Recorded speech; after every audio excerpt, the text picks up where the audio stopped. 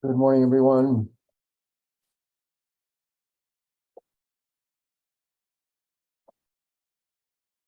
Morning, Lloyd.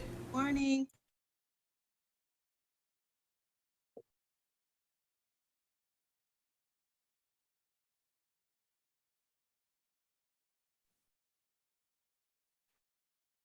Good morning, everybody. I will be starting the meeting here in just a few moments. We'll allow it a few more minutes for folks to trickle in.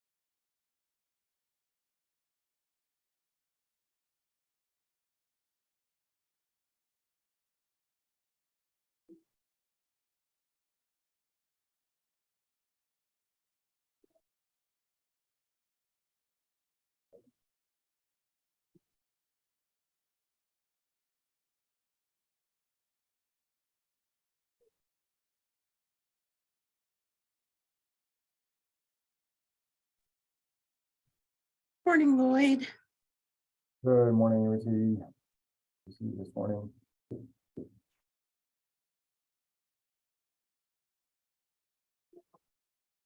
I'm filling in for Shantae, who is out on maternity leave. Wonderful.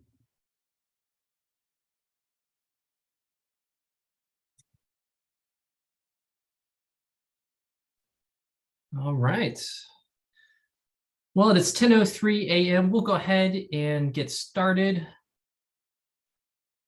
There's my video. Okay.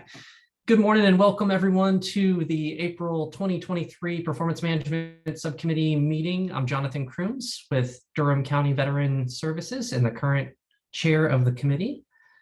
We have a little bit of a lighter agenda today, so we'll jump right in as always. First thing I do want to do is welcome back Angela Holmes to the Performance Management Subcommittee. So she has agreed to join us, and I believe this is actually her first meeting with us. So glad to have you back and glad to have your insight and input as we continue to work on issues of how we can best help our projects and our continuum of care serve its residents. And also welcome to our vice chair here of HSAC, Eliza, joining us today. So glad to have you as well. First thing up is the public comment period. And as I've mentioned the last couple of meetings, I've been trying to do the format of the meeting a little bit more in line with how our HSAC meetings go. And we have a public comment period during the larger HSAC period. So trying to offer that as well. Is there anybody who wishes to make a public comment this morning?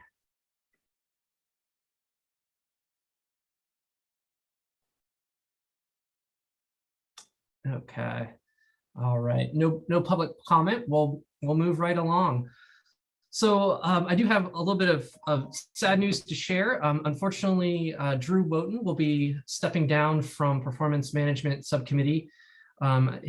The demands on his time professionally have come to the point where he feels like he just cannot be an active participant. So I do want to publicly thank him for his contributions and his work to this committee, and of course he'll continue to be a very active member on the HSAC and the COC. He just is unable to continue to be on this committee. So I do thank him for his good work and look forward to his continued partnership. And moving right along, next thing up is we'll have an update on the 2023 COC homeless grants pre-application process. And so I'm going to turn that over to you, Lloyd. Good morning, everyone. Lloyd Schmeidler with City of Durham Community Development Department, Senior Community Development Analyst. Our plans for the 2023 Continuum of Care Homeless Grants Competition and the pre-application process are still being formulated. Typically, we have started the pre-application process in recent years, probably for about a half dozen years, in April, and it is April. Our homeless team is being stretched currently, particularly with the need to respond in a timely way than we had originally had hoped to findings of HUD monitoring of the ESG-CV program implementation in Durham, and we hope to get that the ESG-CV monitoring responding to the findings completed, I think by the end of June, perhaps by the end of particularly on monitoring contracts. So that work is putting us a little behind the 8 ball in terms of starting the pre-application process for the Continuum of Care competition. People who have been participating with the Continuum of Care and the Performance Management Committee for several years may know that HUD typically has conducted the nationwide Continuum of Care Homeless Grants competition in the July through September period. HUD likes to get applications from Continuums of Care in for the competition to HUD by the end of September in an effort to streamline our processes and make it easier, especially for new organizations to participate and submit full project applications. We've conducted a pre-application process which is designed to make sure that organizations that are applying and participating in the full COC competition basically have all of their ducks in a row and have all of the documentation that's needed and are basically stable and successful organizations so that when they do apply for full COC, we have confidence as a COC that they are successful members of the Durham Continuum of Care, and if they are recommended for funding, will be able to implement any new project that HUD awards them. So the pre-application process, basically, a lot of it is providing documentation of the, for example, the organization's recent audits, financial policies, showing that they are active, that they have an active board of directors, that they have conflict of interest policies, and various other policies that we deem as the COC essential to being a successful applicant for COC funds. We had initially hoped to perhaps start the pre-application process next week. However, my time right now has been largely focused on getting a request for proposals for public services using city entitlement funds for the community development block grants, as well as the emergency solutions grant funds, and also City of Durham dedicated housing funds allocated by the Durham City Council for rapid rehousing. I've been working for the last probably 5 to 6 weeks on preparing a request for proposals for those funds, and that is the first priority at this point.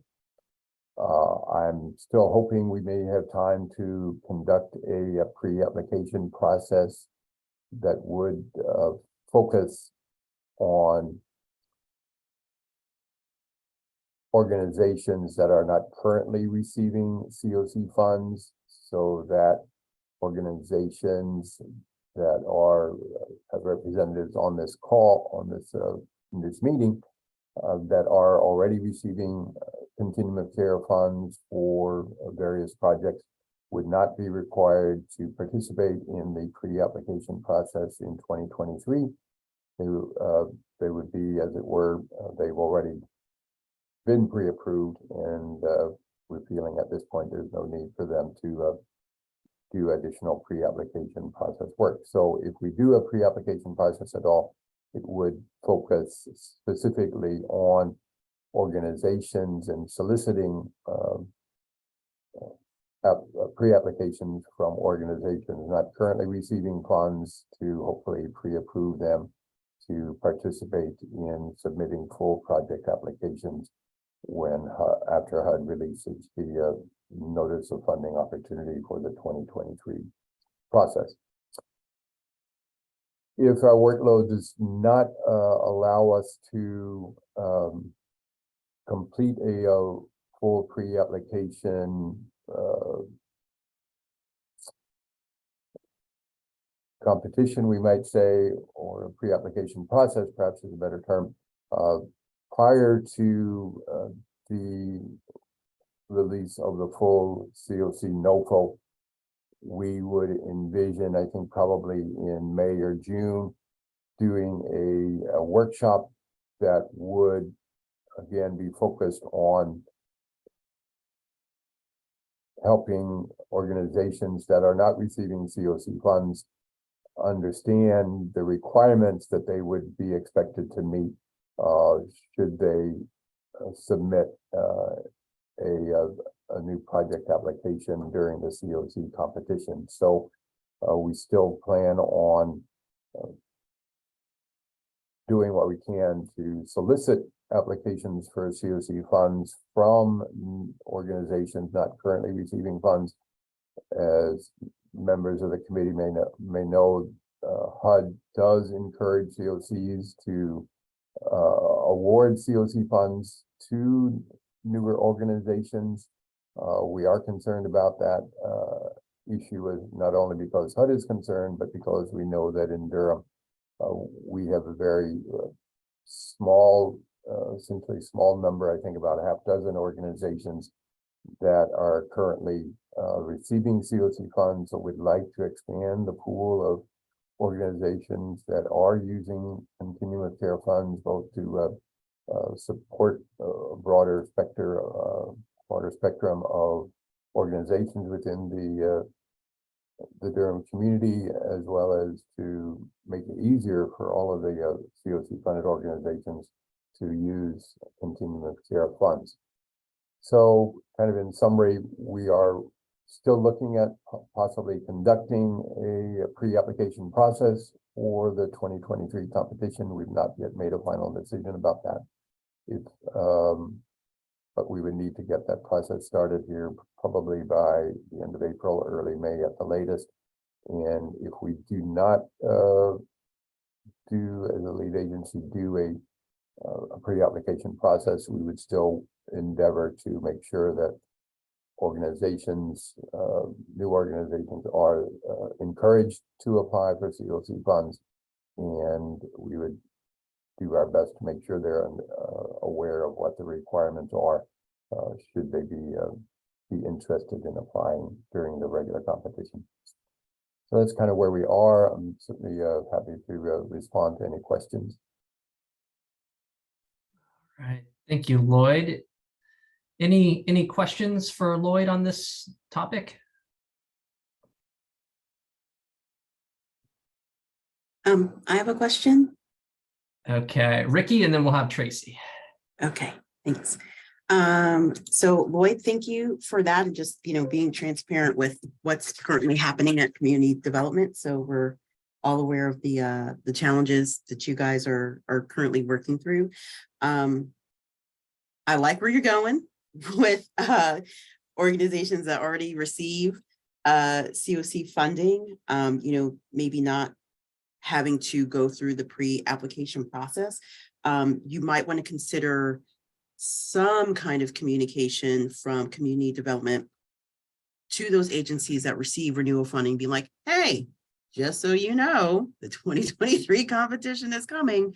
Do you intend to apply for renewal funding? Do you intend to make any changes to your grant? So like this would give community development an opportunity to know if a organization plans on trying to expand a project, or maybe what's the opposite of expanding? Oh my God, where's my head? Okay. Thank you. Thank you. You I need another cup of coffee. Just so that, you all are aware, since, you get the, what is it, the ARP? Yeah, you get the ARD, the annual renewal demand number, and would be able to, ask follow-up questions to those organizations if needed. But so I am pro not making renewal orgs have to go through a pre-application process. But I would say there definitely should be something where there's a communication from the lead agency just saying, hey, just want to make sure you guys are intending on applying, and just want to know if you're making any changes, consolidations, expansions, what have you. Thank you. Appreciate that suggestion, Ricky. And welcome back, Ricky, by the way. Forgot to say that during my welcome. I'm just here while Shantae's on maternity leave, and then I'll leave y'all alone. Always good to have you, however brief it may be. So thanks for standing in. And Tracy, you're up. Yeah, Ricky, I'm just going to say ditto, because those are the same thoughts I were thinking as I was listening to Lloyd. Thank you for being transparent around, just some of the challenges you all are having with all the things that you're juggling between the COC and just the other things that you're charged to do as a community development organization. So I think looking at organizations just to maybe check in to see whether or not there are any major changes to their program, whether or not there's anything that could impact their funding. We probably have something documented along the lines. I'm sure HUD would want to know a little bit about that, versus having a blanketed, oh, we're not going to have, our pre-existing organizations go through the pre-app process. But I ditto everything that Ricky has expressed, because I think I understand you're trying to strike that balance between the work that you're trying to do and the deadlines you're trying to meet, along with moving this process forward, given when the expected time the NOFA may be released. So I'm just going to echo what Ricky said. So thank you. Thank you, Ricky. Good to see you. Thank you again. Also, Tracy, I could add that we are expecting that HUD would again make available about $100,000 for a permanent housing bonus to the Durham community, so that we would have the opportunity to apply for at least that $100,000 as a new project. It's likely to be depending on how we rank projects. Typically, in recent years, new projects have been ranked in tier 2, so not as so more competitive. We don't know yet. We've been able to expand our COC funding over the last several years, largely because the Durham community has received domestic violence bonus projects in the competitions that HUD has conducted in 20. We've received 3 domestic violence bonus projects totaling close to about perhaps over $600,000 that's been added to our overall annual renewal demand. The domestic violence bonus projects awarded in 2018, 2021, and in 2022 as well. So that has significantly expanded our annual renewal demand and the amount of funds we're able to apply for in the COC competition annually. And Tracy has another question or comment. Yeah, regarding the domestic violence funds for projects, did we fund another project in the past for those funds? Because I know they're not necessarily new, but I didn't know whether or not we funded a project with those funds with that targeted population in the past. Can't remember. Yeah, thanks for that question, Tracy. The first domestic violence bonus project of the Durham Crisis Response Center was reallocated in 2022's competition. So that is no longer a domestic violence bonus project. We still have 2 projects funded in 2021. The LGBTQ Center has a domestic violence bonus project targeting people in the LGBTQ community who are survivors of domestic violence. And then last year, Families Moving Forward applied for the domestic violence bonus project, and they also were awarded $206,000 last year in a domestic violence bonus project. So currently we have 2 projects for EV bonus projects, but those reallocated funds from the DCRC project were added to other projects that were funded in last year's competition.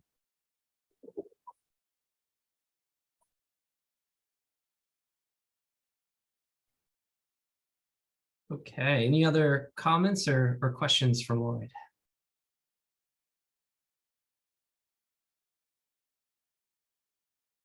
All right, well, we'll close out this topic here and we'll move on to the next one. All right. Next item on the agenda is project input on performance reporting for the period of October 1st, 2022 through March 31st, 2023. And I'm going to be turning this one over to Melissa.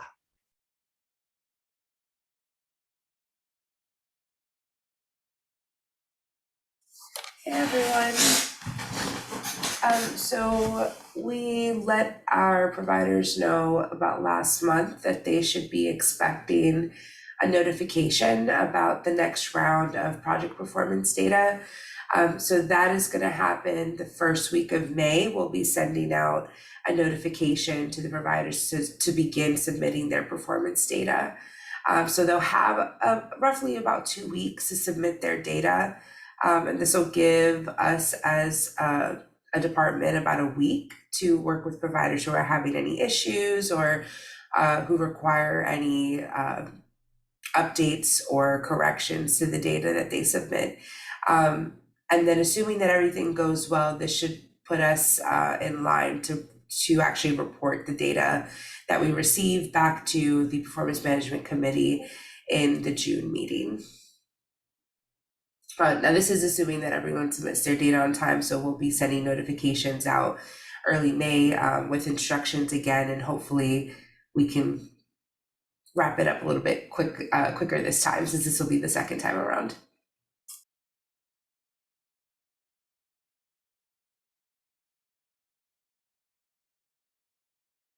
Right. So, and I just have a general question. I know as we're kind of wrapping up that previous collection, October through March, is there still any outstanding data that you're waiting on from organizations? All of the same Kind of where organizations. I know there were a lot of, Sorry. Okay. Yeah, all of the same organizations that we had mentioned previously still have not submitted their data, with the exception of Volunteers of America. They did work with us to get someone to submit data. However, we're kind of past that point. Like, we have the next round of data that needs to be collected at this point. So it'll be easier to just get them to fall in line with this next round, rather than trying to go back and repeat work from the last data poll.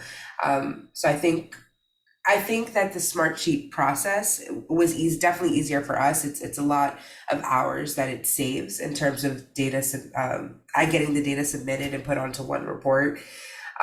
So I think that it's a good system to keep as long as everyone uses it. So that'll be the goal moving forward, is just getting everyone to work with the process.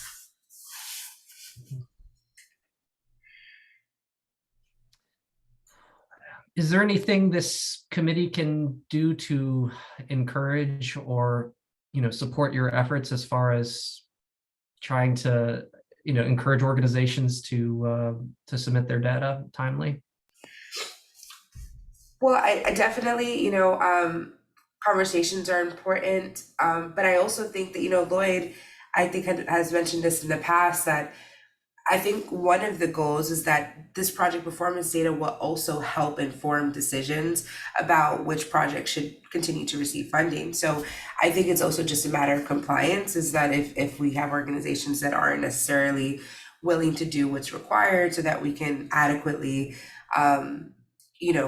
monitor their projects and how they're performing. And it's easier for us as a community development, as the lead agency, to give advice for how programs can improve, only if we know where they currently stand performance wise. So I think encouraging that conversation and allowing that to happen more often, so that they understand the importance of why we need this data and what it's going to be used for moving forward. Yeah, thank you, Melissa. And Lloyd, it looks like you've got some thoughts too on this. Yeah, thank you, Jonathan. I think going forward, I think I would hope that the committee perhaps could have more dialogue with our projects around what is needed to improve performance, and how this committee, as well as the larger continuum of care, the HSAC, could perhaps look at ways to kind of reorganize or strengthen our system to help improve performance overall. So that would be something I think going forward, hopefully we might be able to have some conversations about. Thank you, Lloyd. And Ricky, you're up. I apologize. I didn't see your hand. If just for my eyes here, if anybody wants to raise their hand, use the brightest icon possible. Okay. Thank you. Appreciate that. So 2 questions. Melissa, this notification that you're going to be sending out the first week of May, what's the performance period that'll be under review?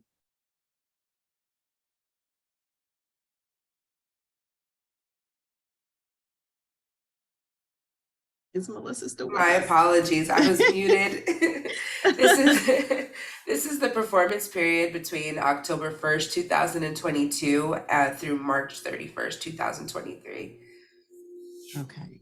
And then to your comment about, like what, or to the comment rather, of, what we can do to help, organizations understand the importance of completing these reports. Yes, it does help to see who should be funded, but like not everybody who participates in the COC necessarily receives funding from either COC or ESG funds. So that is a card to play, but it's not going to be effective on everyone. But Lloyd, when you were talking about, how HUD is, always wanting new organizations to come into the system and be a part of it, right? To have, a diverse group of organizations to help with this. I don't know if the language already exists in a Durham COC member document. It probably does, but like maybe it should be highlighted that part of your participation in our Durham COC is that you will, report on project performance, whether you receive, funding from us or not. And then if you do decide to apply for ESG or COC funds, like your participation in these data collection efforts, will possibly help you receive funds, or let them know, like it'll be a feather in their cap to like participate in this way, like show that they really are engaged with our system and with our processes and how we're trying to collect information to make sure that our system is operating as best it can to better support the people that we're serving. That is such a great point, Ricky. I couldn't agree more. I also think too that project performance data allows us to, first of all, reevaluate how we collect performance data. I know like even in the latest collection effort, there were some providers who made comments about like maybe we should rethink the way or what we score and how we look at our benchmarks for different performance data. And I think that's one of the reasons why this is so important, because only by starting these collection efforts can we evaluate the process, right? So I think that participation is extremely important. Also, I think that as a system, if we can see where we're maybe underperforming slightly, it allows us to make better decisions moving forward about how we should reevaluate our programs so that we can be more effective as a system too. So I think that participation is definitely important, and that's definitely something we should probably use as a selling point as well.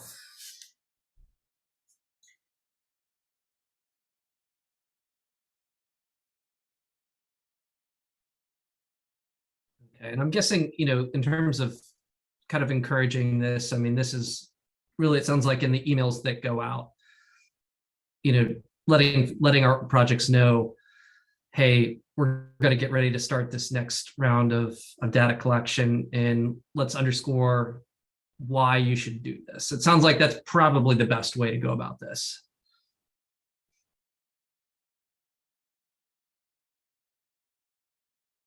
Any other thoughts or comments?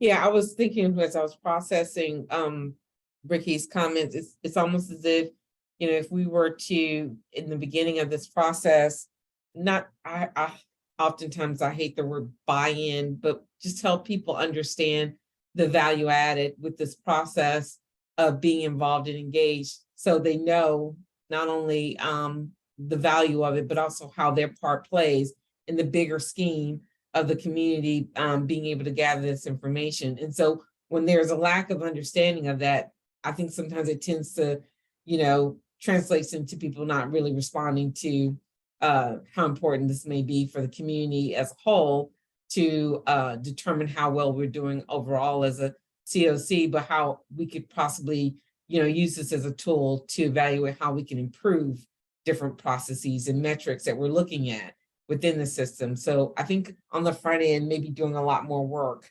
in the future to help people understand the relevance of this is going to be key to us moving forward as well, because maybe they don't understand. Maybe they don't understand.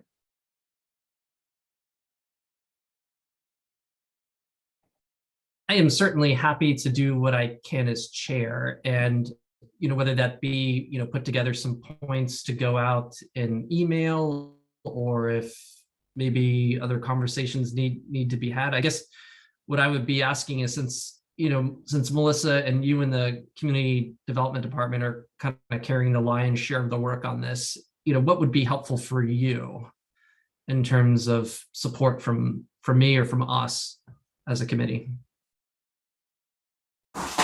Well, I don't, we're gonna send the official notification about collecting this data at the first week of May.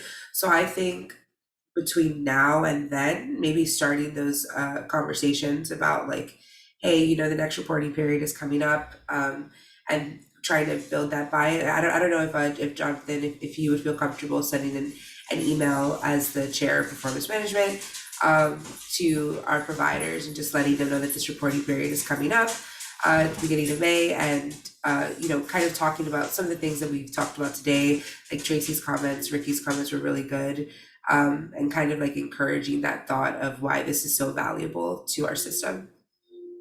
I'd be glad to do that. So yeah, I basically, if and I don't know if there's like particular contact with some of the agencies as far as when these emails go out, but yeah, I'm glad to do that. I just a contact list, and I would prepare some points and send that out.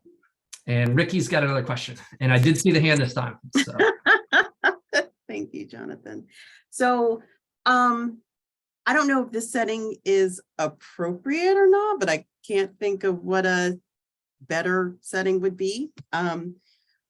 So regarding projects that aren't turning in their information, are there familiar faces?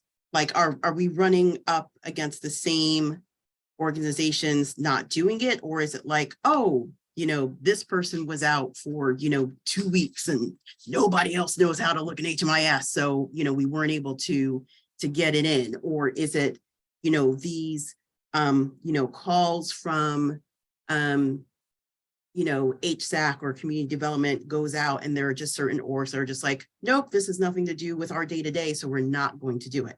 Because my suggestion would be like, if it is a situation where you're running up against the same folks not turning in their stuff, maybe scheduling a meeting, like in person, if possible, but also could be virtual.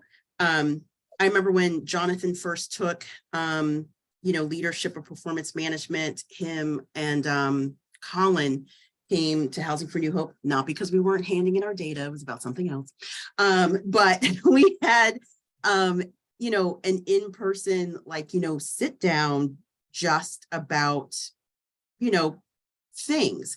And, that conversation really meant a lot to me and Russ at the time, and, really, I think helped H&H to pivot to make sure that our stuff is in, our stuff is on time, our stuff is accurate. Boy can speak to the fact that when he sends stuff out, I'm gonna check it and come back to him if it's wrong. But, we understood that, because our agency does receive a lot from the COC and the ESG, it's important for us to have our stuff together. And maybe it would be helpful for other organizations to have one of those sit down moments too. Ricky, I think you are spot on. That is one of the conversations we are having in our department, our unit, our team is talking about, trying to be a little bit more hands-on. We're going to start a bunch of monitoring very soon. And I think that is the goal. I think that the excuse of COVID, we're past that at this point. And we definitely want to be more hands-on with our providers and making more visits, and we want to provide that technical assistance that's needed for things to be fixed. And there may be some providers that that's a very good point, that there might be some people who received the initial email about needing to submit project performance data and thought, hey, this is above this is above my pay grade. I don't think I have anything to do with HMIS, and they might have ignored it. So maybe explaining that part of it, and the fact that, hey, if you don't have access to HMIS, the community development can get you a copy of your project performance data so that you can submit your data. Like, so maybe that is something that we could do a little bit better with in explaining how they can receive support even through this reporting process. So that's a really good point. Okay, so we have a comment from Tracy, and then I'll have Lloyd jump in as well. Tracy has said, do you think a presentation from the city about the overview of this process would be helpful? Yes, I think that is helpful. And I believe, if I'm not misremembering, because we all go to a lot of meetings, I believe Melissa did that for the COC a couple of months back and did a fantastic job. Perhaps maybe offer it again. Maybe that might be, an option there. Anything else you wanted to add to that, Tracy? Okay. All right. And then Lloyd. Yeah, I would echo your comments about we did do training the first go around, and I don't know, Melissa may have the attendance records, participation records. I think we had good participation. Generally, I don't know, Melissa, if you want to report on the names of the agencies that did not submit data finally after the first go round. And again, it's not surprising that we wouldn't have 100% participation from all of our projects in the first iteration of this kind of new reporting regimen. I think we anticipate that we'll have better participation in the second go round as it becomes part of the regular workflow that projects are expected to provide. But I'm not sure whether Melissa's planning to do a second training, or if we simply refer people to the recording of the first training that was done back earlier in the year. Thank you, Lloyd. I actually have a recording of the first training. So what I've been doing is every time I send a reminder about performance data needing to be submitted, I always send the recording as well so that they can see the full training. However, I think that maybe this go around, I also just want to add an extra statement letting them know that if they want a one-to-one meeting, I want to empower our providers to do that. Like, I want them to know, like, I'm available for them to do that, and we could do a one-to-one. If they would prefer for me to visit, I'm in the office 3 days a week, so I can go and do an in-person visit, or I can do an easy Teams meeting or Zoom meeting with them. So I think I just want to add that as part of the messaging so that they understand that one-to-one support is available if needed for this process. Because I think that we got a lot of emailed questions the last go around, and I would offer those one-to-one meetings in those situations, and we were able to get data very quickly once they met with me one-to-one. But there were a lot of questions in between that time period. So I think just making that a statement out front that they can schedule these one-to-ones with me if needed, maybe might mitigate some of those concerns initially about not knowing how to do the process. And I'm happy to join in those meetings if it would be helpful. But if it's not, I certainly understand as well. But I just want to offer my support as chair to be part of those conversations if needed. I appreciate it. Thank you, Jonathan. Okay, any other thoughts or comments, questions on this topic? All right. Well, we'll go ahead and move on to the final topic here, which is reflections on the cross COC Housing First evaluation process. I know we've had a formal kind of debrief, but did want to offer the opportunity if anybody had any further reflections, having completed this process, what their experience was like that they might wish to share with the committee. And I will start. Regrettably, my group we were not able to actually complete the process. Scheduling just proved to be, unfortunately, a barrier that we couldn't overcome. So regrettably, on my end, I don't have much of a reflection to offer, but I'm very eager to hear what others have to say.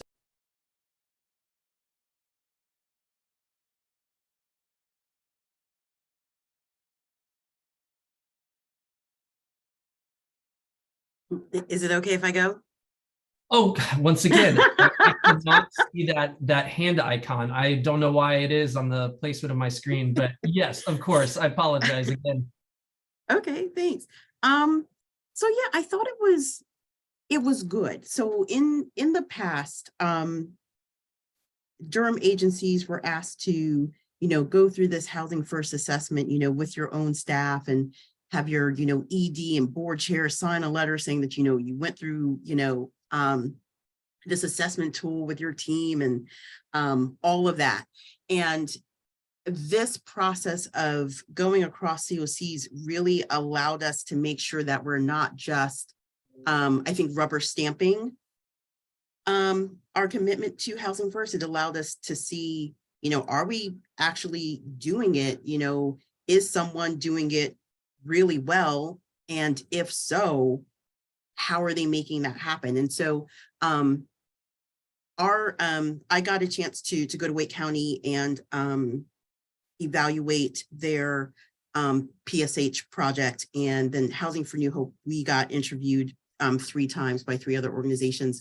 One observation I do have from this experience was it would be good to make sure that all agencies are bought into actually doing it. I think we had some instances where agencies, either didn't contact the people that they were supposed to try to, arrange for either an on-site or virtual interview, like almost like similar to what Melissa said earlier, like some folks don't think like it's their pay grade, so they're not going to respond and do it. So just would say if we do it again, to ensure like each agency's, buy-in and willingness to participate in the process. I know for our agency, we got a couple of great like ideas from, folks like, oh, that's how y'all do it. Okay. And, we wrote that down to see how it impacts, our processes. But I think because Orange and Wake and Durham, we have a lot of familiar faces within, our COCs because it's so close to get to each other, just to make sure that our projects are operating as similarly as possible, that you're not going to get a different rapid rehousing experience if you go to Wake County than you would in Durham, because it's the same program with the same regulations. Like there shouldn't be a real difference in the way that it operates. So I think that was something eye-opening for us as we went through the process of Housing for New Hope. Thank you, Ricky. And Lloyd, you've got your hand raised. Yeah, thank you, Jonathan. So the question of getting project and organizational buy-in, what suggestions do you have? I mean, at the COC lead agency level, all 3 COCs got buy-in from our COC boards and communicated that, I think, to our COC funded projects. And yet, as Jonathan mentioned, we still had at least one organization in Wake County that did not work to, it didn't happen with that particular organization to get Jonathan's team in to complete the evaluation. So suggestions are what we can do to get more agency and project buy-in. Yeah, I know Wake was going through something, right? Like they had something going on. And so depending on that organization's relationship with the COC, it might have been something that, they completely just didn't give much importance to. I mean, I don't know. I don't want to speak for them, but I know Wake County was going through some stuff. I think maybe, how when the city of Durham, monitors a project, you send an official letter on city of Durham letterhead to the ED of the organization. Maybe it could be something like that, like, hey, this process is coming, and we're really serious about it. That's why this letter is on letterhead. And it goes out to the CEO or whatever of those agencies, so that when the information, does get delegated down to the appropriate team, they're already expecting it. They're like, okay, this is something that my, director or whatever said we need to do, so it'll get done. Okay, thanks for that. And Tracy, you've got your hand up. Yeah, I think the overall process went well. I think every agency almost walked away with almost like it was, we walked away with different interpretations of the expectations of us. And I think that was clear when we started to contact different agencies, like who all should be involved. We had one agency that says, no, this person at the highest level needs to be involved. And we basically did everything to adjust schedules to involve that person at a very high level who wasn't really involved in the day-to-day. And then when we actually had the actual meeting, that person was not a part of the interview. And then one agency said, no, you're supposed to be on site to go through our files. I was like, I don't think that's what we were instructed to do, is to go through your files. And so, because I've sat on both sides of the table in auditing from a state perspective as well as being audited by HUD. And so I was like, no, that's not our role. But their interpretation was, you're supposed to be on site because you're supposed to go through our files. And I was like, our case files. And it's like, no, I didn't get that. And I went back, I even talked with other staff and other agencies, like, I don't think that's what we were intended to do. But I also felt like, but I believe going through this process that the Housing First Assessment, Durham COC is using this, but I don't think Wake or Orange are using this tool in the same way. And therefore their interpretation of how it was used in this process, that's why we had all these variations interpreting how it should be used. And so I think that kind of contributed to some of the confusion around, how it should, the tool itself, how it should be used, how it should be interpreted, the whole front end of looking at different policies and programs in order to have the interview, asking, not only what you documented, what you said versus how you actually execute this and implement this. I think the translation got lost along the way, somewhere along this, because Durham is using this as a part of its annual process. And so many of us are familiar with it, whereas I think Wake and Durham are not using this tool. They know they need to have certain documentation on hand because we're all subject to being audited. But I think they interpreted this process a little different than how we were trained and how it was presented during the presentation from all the COCs on the front end. So that was my only feedback. Can I say something? I want to co-sign everything Tracy just said, like the whole thing. And Lloyd, correct me if I'm wrong. I think Durham has added the Housing First Assessment tool to its performance evaluation since 2018. Is that 2018 or 2019? One of them years?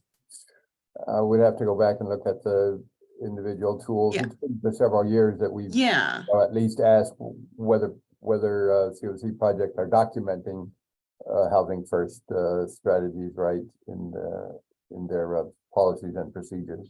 So, but it has been for several years. Yeah, and I think that was something perhaps that I think particularly our COC lead in Wake County, Tim, acknowledged that they've not done anything with Housing First in Wake County. So it might have been a totally new kind of concept for some of the projects over there. Yeah. And I think, we've had this 4 or 5 year almost head start, if you will.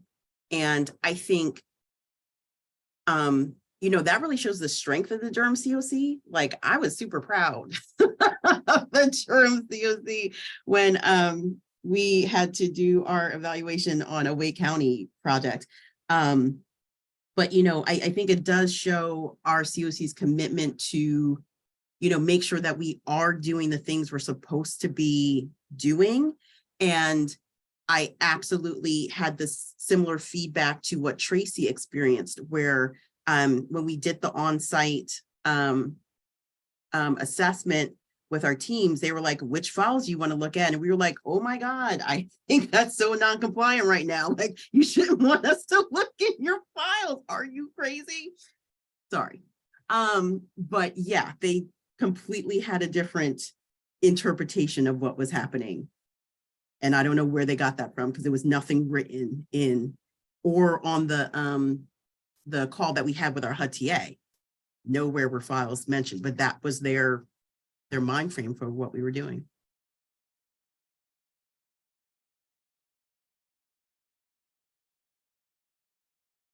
I appreciate those comments. I'm very, very delighted that Ricky is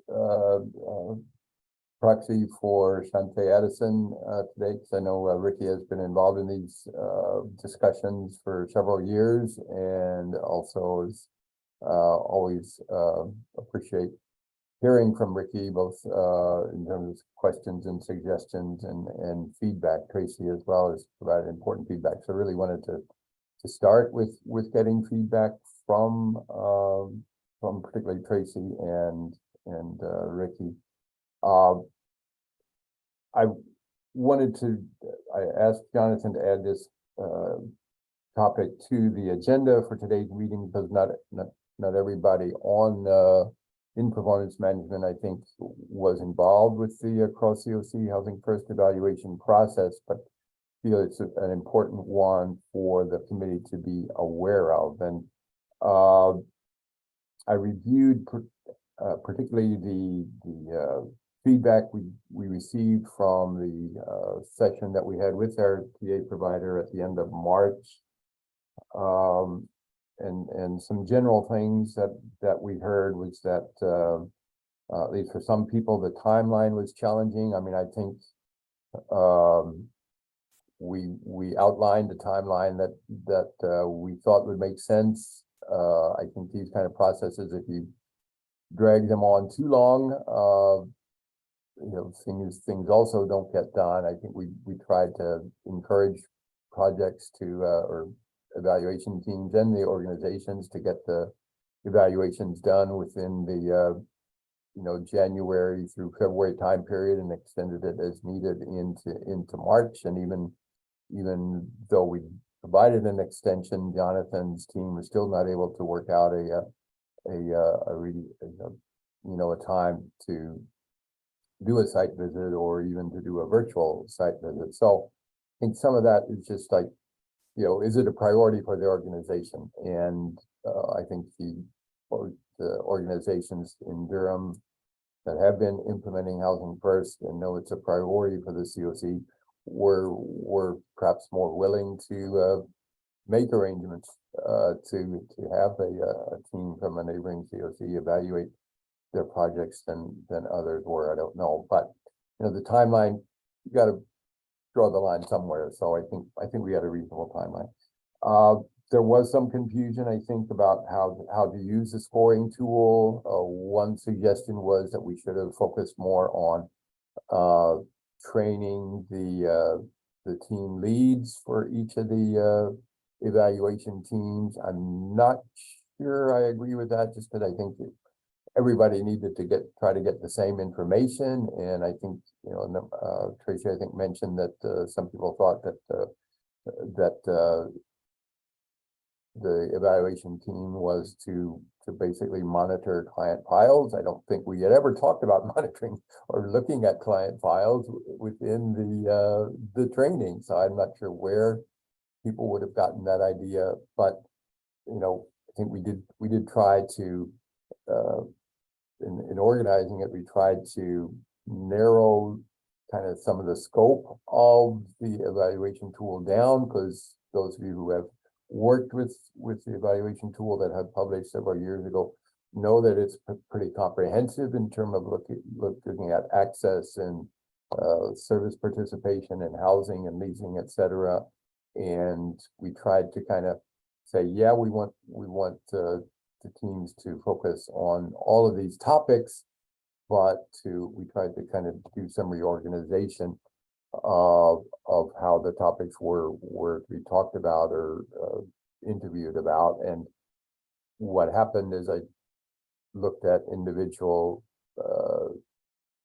the Housing First evaluations, the actual documents that were submitted, was that some questions weren't answered at all by the evaluation teams, and I don't think that was quite our intent. So we had some issues there, but what we've heard, I think, from Tracy and Ricky is that even within some of the challenges, it was a valuable process, even for projects like those here in Durham that perhaps are a bit farther ahead in implementing Housing First than some of our partners in neighboring COCs.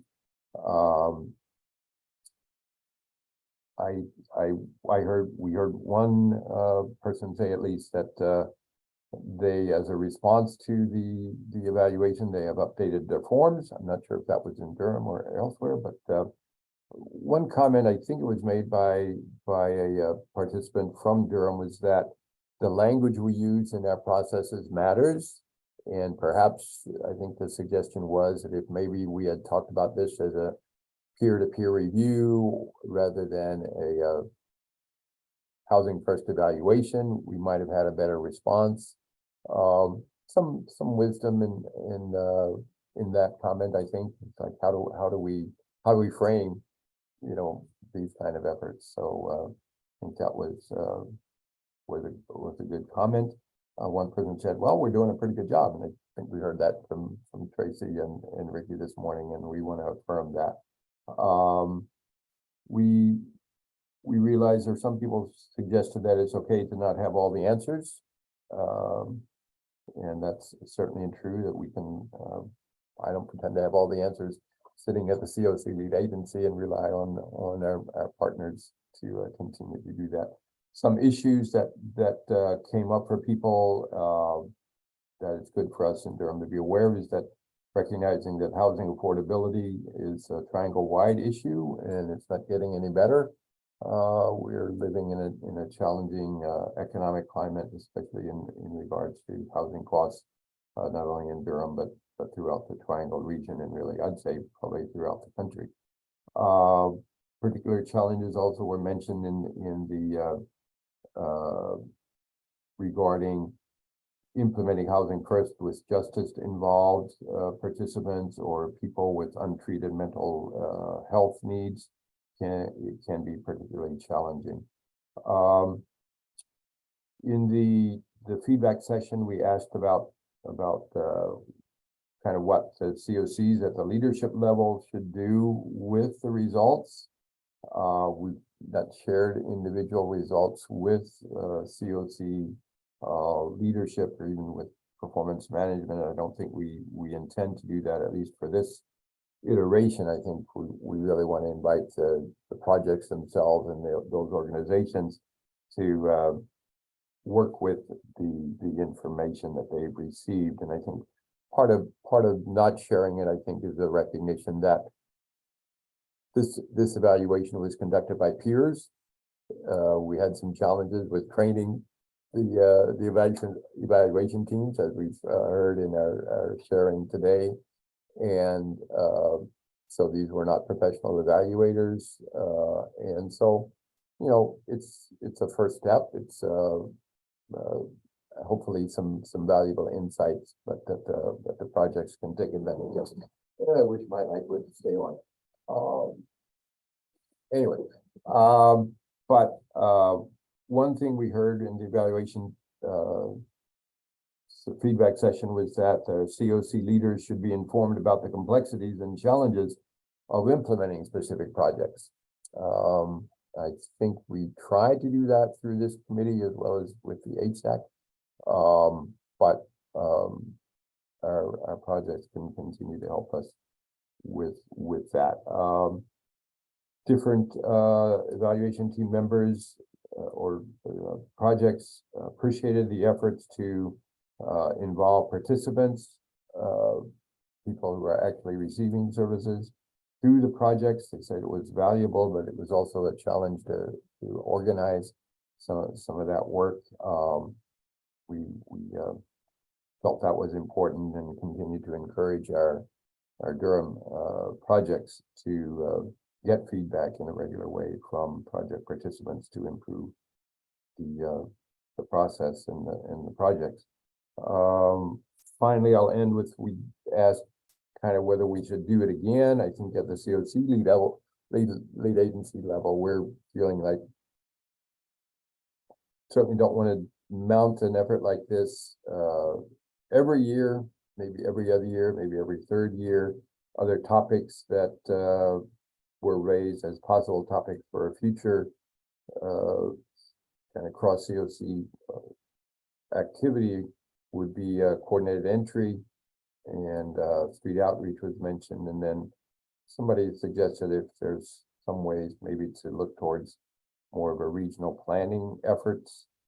I know that regional planning happens at the Triangle J Council of Governments, but each of the counties, at least, and the municipalities within those counties are kind of unique. So regional planning and getting different groups to work together can be a challenge, but it could be perhaps fruitful to try to organize a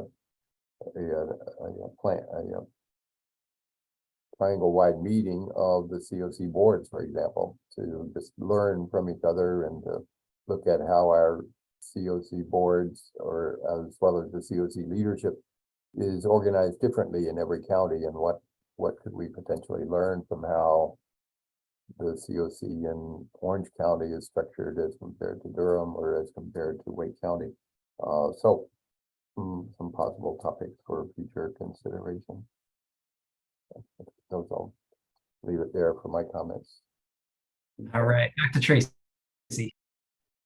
Yeah, those are really good feedbacks. I also wanted to add, Lord, I appreciate the COC offering a gift card for the participants to participate. I thought that was a really good incentive to help them to, not only value their time, but to be honest in their feedback. Because a lot of times we try to do that. It's been hard over the last couple of years to engage our members who are participating in our permanent supportive housing program to give us feedback. But I think it's always good to get that objective feedback, even if it's from, a third party being able to do that. Also, I think this is a great opportunity as a baseline for what we've done. We've tested an implementation strategy, right? So as we look at this, we can look at this and evaluate how we could possibly replicate this in another year or two. Think about the timeline, think about the timing. Like you said, there's never going to be a perfect time, because there's stuff going on all throughout the year, whether it's the NOFA, getting ready for the NOFA, ending the NOFA, ending APR process. There's never going to be an ideal time, but also just taking into consideration a timeline that could be maybe lengthened, but also kind of checking in with people along those intervals to kind of make sure we're meeting what the objective is of the process. But I think this is a really good start, a really good baseline for us to probably build on for the next couple of years. Thank you. All right, and back to Ricky. Yeah, I think,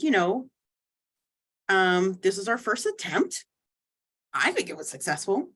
This is definitely not an every year thing. No, like every 3-4 years, maybe. Like just every once in a while. It'll be good to check in with the other COCs. And I think I want to echo what Tracy said about the gift cards to the participants, because even when projects try to get feedback from participants, it's super hard. So thank you, COC lead agency, for offering to do that. And we're close to getting those out to people, so stay tuned for that. We haven't forgotten about it. Any other comments on this topic? Right. Well, that brings us to the end of our agenda, and unless there are any announcements or any other concerns, we can move to an adjournment. My guess is most folks would probably not complain about a meeting ending early. Any announcements? All right, if somebody would kindly make a motion to adjourn followed by a second, we will adjourn, and hope everybody has a great rest of their last week of the week, and we'll see you at the HSAC meeting. I motion that we adjourn. Motion by Ricky to adjourn, I'll second. seconded by Tracy. All right, thank you everybody for a great meeting. Have a wonderful Thursday.